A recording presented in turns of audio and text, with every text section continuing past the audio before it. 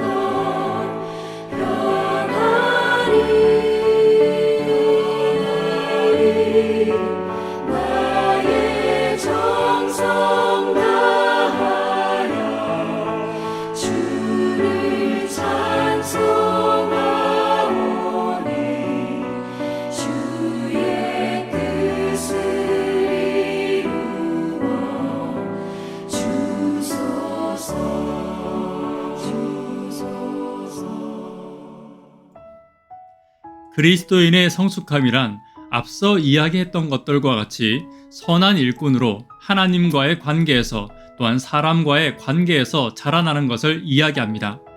하나님과의 관계에서는 말씀과 기도, 중보기도, 예수님을 부지런히 닮아가는 것, 악한 마귀에게 흔들리지 않는 기준을 갖는 것을 말합니다. 그중 예수님을 부지런히 닮는 것이 가장 중요할 것입니다. 사람과의 관계에서는 말과 행실의 모본이 되는 것, 선함의 모본이 되는 것, 정절과 사랑과 믿음이 모본이 되는 삶을 살아가는 것을 말합니다. 이와 같은 그리스도인의 성숙이 중요한 이유가 무엇입니까? 오늘 16절에 그리스도인의 성숙이 중요한 이유에 관하여 자신과 교회 내의 믿음의 형제들 뿐만 아니라 접촉하는 모든 외인들에게까지 구원을 얻을 수 있도록 도와주는 것이 그리스도인의 성숙이기 때문에 중요하다고 말하고 있습니다. 그리스도인이 성숙함을 드러내야 하는 목적은 자신을 자랑하기 위해서가 아닙니다. 하나님의 소중한 영혼들과 나의 구원을 위해서 성숙이 필요한 것입니다.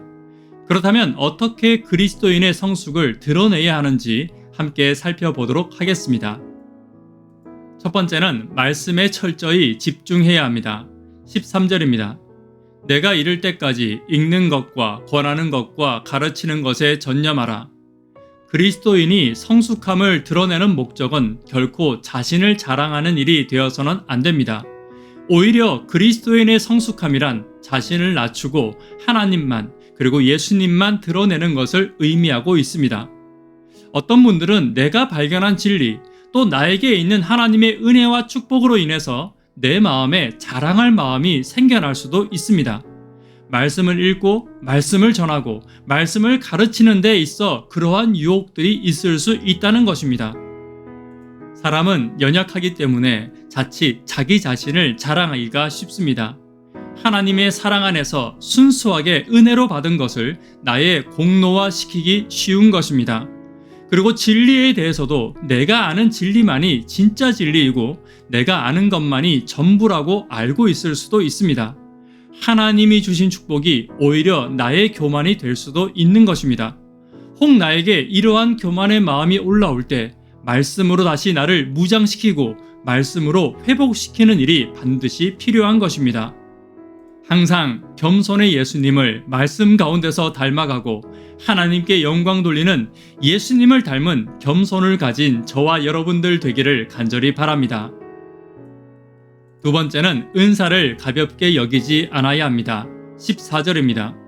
내 속에 있는 은사, 곧 장로의 회에서 안수받을 때에 예언을 통하여 받은 것을 가볍게 여기지 말며, 예언을 통해서 받은 것이란 성경에 약속되고 하나님이 주신 은사를 말하는 것입니다. 모든 은사는 하나님이, 성령이 주시는 것입니다. 하나님이 주신 은사를 소홀히 하거나 결코 가볍게 여겨서는 안 됩니다. 하나님께서 나에게 어떤 일을 시키시고 부르실 때는 그에 맞는 은사를 분명히 주십니다. 그리고 내가 하나님의 일을 하려고 할 때, 그리고 그 일을 위하여 기도하며 나아갈 때 하나님은 나에게 반드시 은사를 허락해 주십니다. 그럼에도 불구하고 하나님이 주신 은사를 가볍게 여기고 하나님이 주신 능력을 소홀히 여기어 나는 능력이 없다라고 말하는 것은 겸손을 가장한 교만입니다. 하나님의 은사가 사람마다 다를 수 있습니다. 그리고 그 상황에 따라, 환경에 따라 다르게 임하는 것입니다. 그러나 중요한 것은 상황과 환경에 맞게 하나님이 은사를 반드시 주신다는 것입니다. 이것을 믿고 순종하는 것이 성숙한 신앙입니다. 성경은 무조건적으로 순종하라는 말은 하지 않습니다. 하나님을 믿는 것만큼, 그리고 주시는 은사를 붙잡고 순종하라는 것입니다. 그리고 이것이 믿음의 성숙입니다. 신앙을 오래 했다고 해서, 직분이 있다고 해서, 설사 목사라고 해서 성숙한 신앙을 하는 것은 아닙니다. 하나님이 부어주시는 은사를 믿고 순종의 걸음으로 나아갈 때 비로소 성숙한 신앙인으로 하나님의 일을 이루고 구원을 이루는 신앙인이 될 수 있는 것입니다. 세 번째는 자신을 살피는 것이 성숙입니다. 16절입니다. 내가 내 자신과 가르침을 살펴 이 일을 계속하라. 이것을 행함으로 내 자신과 내게 듣는 자를 구원하리라. 성숙한 신앙인은 자신을 살필 수 있어야 합니다. 말씀을 받는 가장 귀한 모습은 자신의 모습을 살피는 것입니다. 말씀을 읽는 목적에는 가르치기 위해서, 혹은 지식을 위해서, 혹은 의무적으로 읽을 수도 있습니다. 하지만 가장 중요한 것은 나를 살피기 위해 말씀을 읽고 듣는 것입니다.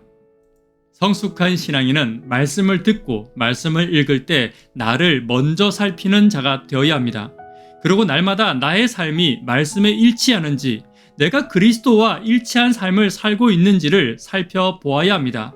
예수님의 삶을 묵상하며 나의 삶이 예수님과 날마다 닮아가기를 간절히 사모하는 성숙한 신앙인 되기를 간절히 바랍니다. 네 번째, 성숙한 신앙인은 영혼을 구원하는 삶을 살아야 합니다. 사람을 살피는 데는 두 가지가 있습니다. 하나는 사람들의 눈치를 살피는 것입니다. 다른 사람들이 나를 어떻게 보는지, 나를 존중하는지, 나를 인정하는지, 혹은 나를 무시하는지, 나의 유익을 위해 다른 사람들을 살피는 것도 살피는 것입니다. 또 다른 하나는 한 사람 한 사람의 영혼을 구원하기 위해 살피는 것입니다. 저 사람의 구원을 위하여, 저 영혼의 구원을 위하여 필요를 살피고 마음을 살피고 아픔을 살피는 일을 하는 사람들도 있습니다. 어떤 모습으로 살피냐에 따라 희생하는 모습도 전혀 달라집니다. 다른 사람의 눈을 의식하는 살핌에는 내 희생은 없습니다. 의무적인 희생과 공동체의 희생과 봉사에 함께 묻어가려고 할 것입니다.